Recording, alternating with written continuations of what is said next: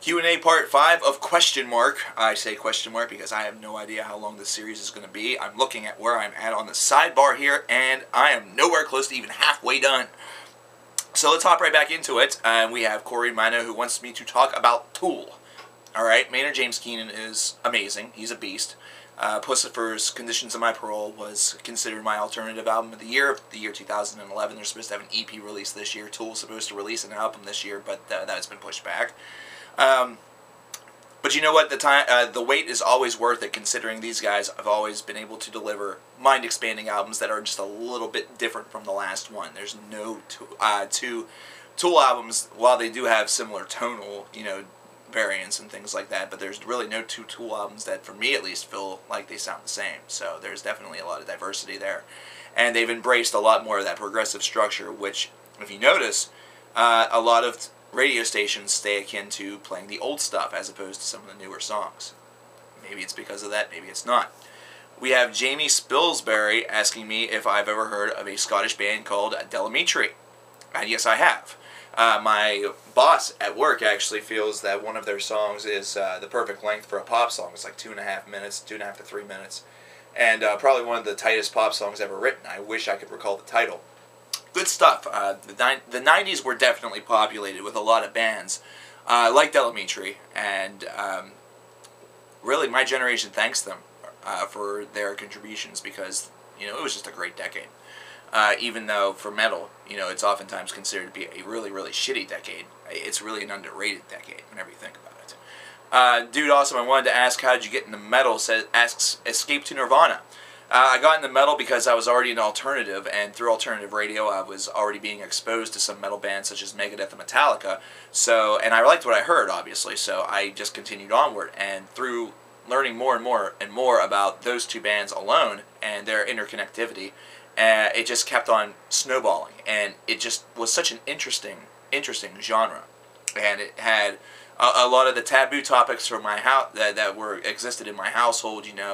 My mother being, well, actually both of my parents being Christian, and you don't really just outwardly talk about some of the things that you talk about in metal, and that was alluring to me because it was almost like nothing was off limits, and so it just continued to snowball as I continued to research, and here I am today. TSA Hab 123, could you please do a top King Diamond albums? I'll think about it. How many CDs, vinyls do you own? A lot. What made you listen to metal or rock at the beginning? I just answered that. Is there any bands, artists that you were listening to when you first started to listen to metal or rock, which you now hate or don't listen to anymore? Honestly, I don't listen to Metallica that much anymore. I don't hate them necessarily. They have been very helpful for my career, but I don't listen to them a lot anymore independently, with the exception of whenever I was doing the top 10 list. I listened to a lot of Metallica whenever I was populating that list. But, every so often you have to go back to your roots. And I hadn't done that in a while, and it was a really nice journey. What are your thoughts on black metal elitists? Ask Black Metal Mafia 666. A lot of them tend to be semi-tolerable, but some of them just take it way, way, way too far. Seriously, some of them, if it is not recorded, in the interior portion of a coffin, while the coffin is being, locked into a dungeon with spikes impaling it slowly but surely, to cause a very large noise in the recording. By the way, it's being done on one of those Casio microcassette recorders.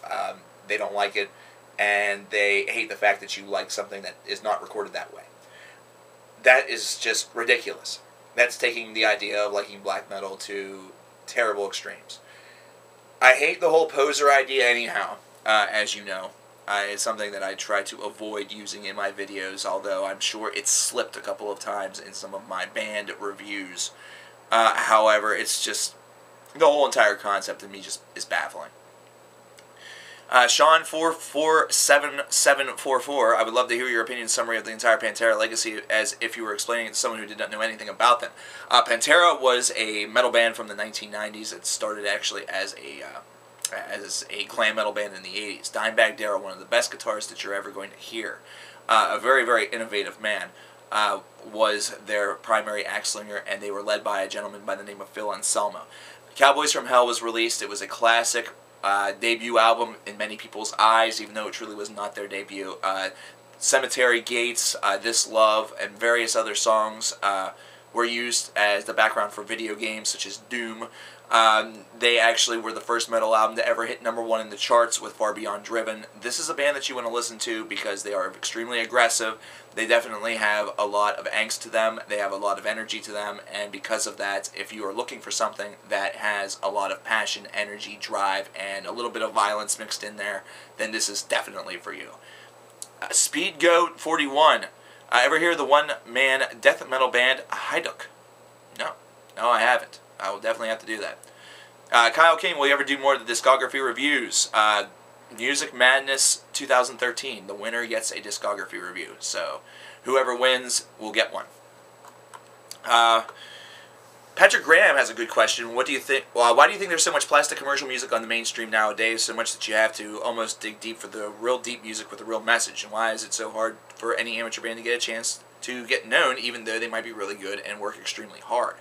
It's because of the nature of the industry. The industry has actually made it so that people who have the look and not necessarily the superior musical talent that go along with it are kind of taken as a priority over people that have superior talent but may not have the look. Maybe there's something about them that whenever you look at them, you're just not really turned on. There has to be a certain sex appeal to it, I guess.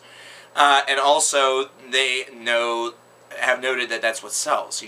A metal band or a obscure indie band or something like that, they may sell 20,000 units if they are extremely fortunate, but they're not going to go out there and sell, millions and millions of units. There are some bands that are able to break through and do that, such as, the Black Keys have been able to do that. Mumford & Sons have done that from, inception. Of Monsters and Men is surprisingly a curious case that their first record has almost gone gold. And it's been because there have been some radio stations that have been willing to take a chance. There's a bit of a revolution going on in the alternative scene where it's leaning more towards a little independent/folky approach, which has really been catching on. But in the pop industry, it's all about how plastic you are. If you don't have the musical talent, if you don't have the voice at all times, they can take care of that. They can auto-tune that. And if you're a rapper and your flow gets a little bit weak, you just put something in the background, either that or you can even auto-tune that. This is an age where you don't necessarily have to have talent in order to be famous, which is just terrible. A7X Slipknot 76, do you think electronic music and dubstep deserve all the hate from people because it's just noise or it doesn't have real instruments?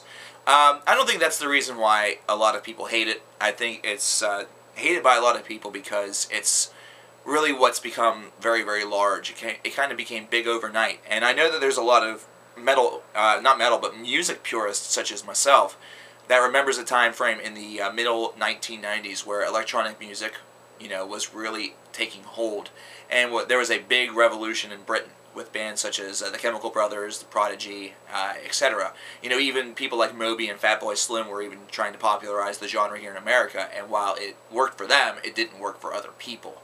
And one of the big reasons why I think music purists hate it is because this revolution already happened. This is nothing new. A lot of fans like to act as though they know everything about dubstep, whenever in reality they don't know anything about dubstep, even to the point where some of the artists that they're claiming are dubstep are not dubstep, so, they're being misinformative. And secondly, I think it's also because some dubstep fans are very elitist.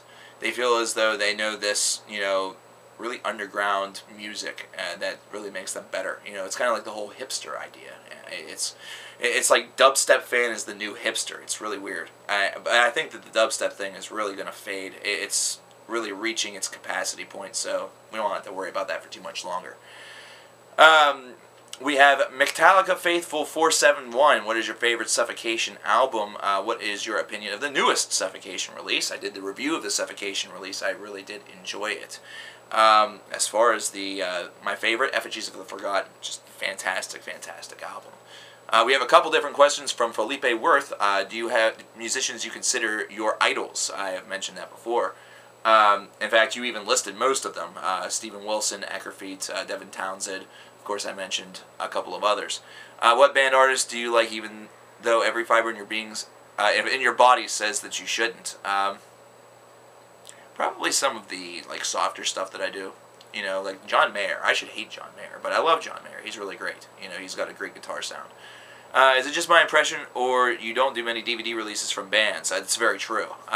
It's not so much a lack of interest in the format. It's mainly because I don't have a lot of access to it unless I, you know, became rich. So I couldn't do many of them if I could at all. I've been thinking about doing some TV shows and stuff like that, but I'm still just not sure whether or not I'm ready to take the leap. The God of U666, what is your least favorite religion and most favorite? Well, my most favorite is actually going to be the religion I subscribe to, which is one of realism. And I consider it realism, or, you know, some people call it existentialism. I prefer realism because it's my own subsect, because it's completely individualized, and it's something where I can, you know, I'm taking aspects from numerous religions and just applying them to my life. You know, the do unto others idea is definitely out there. You know, you have to have the God of self, so to speak, is something that is extremely important to me, and the reason why is because sometimes we just can't go through life feeling as though we are being our actions are being dictated by the plans of a supernatural being, and in reality, everything that we go through, everything that we experience, the fact that we were not birth-written with millions of dollars, like Paris Hilton or something like that, it's not comforting. You know, we have to have a certain ability or a certain, you know, semblance of control over what we do. You know, there has to be some self-control. If there truly is free will, as they say, then the aspect of a divine plan is nullified. My least favorite religion, most people would probably think Christianity, and I would say the Baptist version because of the extremism that is kind of based around it. I'm also not very fond of all the divisions of Christianity and the fact that there's division in Satanism to begin with. You know, it's natural for the antitheses of two faiths to, you know, obviously loathe one another and find each other to be, you know, the devil or the light or whatever the hell, you know, the adversary. However, I think this is something that, since it's so widely, you know, viewed and so widely known from people, it just really gets out of control. And I find that there's a lot of things out there that, you know, a lot of Christians feel that their religion was always there, whenever in reality, Christianity was begun similar to my own, you know, spiritual ideals.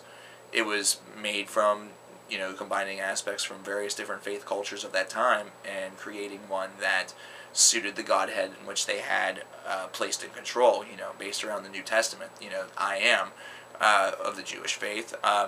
You know, of course, the Prophet Muhammad is considered to be, you know, related to Abraham. You know, there's a lot there that really shows that a lot of sects that are kind of loathing one another right now, or are being talked down upon because of reasons aside from religious ones. They're actually talking down to their brother. They're actually insulting their brother. They're insulting somebody who is literally within the same nation, but just calls the God the same name. One more, and we're going to get out of here for part number 5. What is your favorite Dream Theater album, and what are your thoughts on Avenged Sevenfold? Asked the Ganem 10. Favorite Dream Theater album, Scenes from a Memory, Metropolis Part 2. My thoughts on Avenged Sevenfold: solid live band, and really not terrible in the studio. They really aren't. In fact, they do have a certain amount of creativity to them that I can respect. It's just that they were overplayed for me to the very point where I no longer have any desire to listen to them. Whenever their new record comes out, I might listen to it and review it, and it might not be positive based around that fact. It's something where I would really have to check how objective I could be of an album like that before I decide whether or not to review it. We will talk in part number 6.